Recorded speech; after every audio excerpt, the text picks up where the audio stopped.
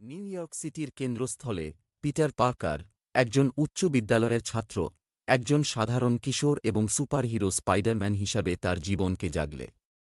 একটি ব্যাংক ডাকাতির কল পাওয়ার পর সে কাজ শুরু করে। চোর, সশস্ত্র এবং মরিয়া, ভিডকে হুমকি দেয়। তার স্পাইডার সেন্স ব্যবহার করে পিটার বুলেট এড়িয়ে যায় এবং তার ওয়েব শুটার দিয়ে অপরাধীদের দ্রুত নিরস্ত্র করে। জিম্মিদের বাঁচানোর সময় তিনি ছায়ার মধ্যে একটি রহস্যময় ব্যক্তিত্বের মুখোমুখি হন, শকুন, স্পাইডারম্যানের উপর প্রতিশোধ নেওয়ার জন্য ভিলেন। পিটার শকুনের বায়বীয় আক্রমণকে কাটিয়ে উঠতে তার তৎপরতা ব্যবহার করে একটি ভয়ানক যুদ্ধ শুরু হয়।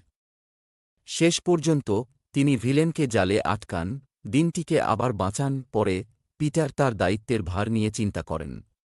তিনি জানেন যে মহান শক্তির সাথে মহান দায়িত্ব আসে এবং তিনি ছাত্র, বন্ধু এবং নায়ক হিসাবে তার জীবনের ভারসাম্য বজায় রেখে তার শহরকে রক্ষা করার সব করেন।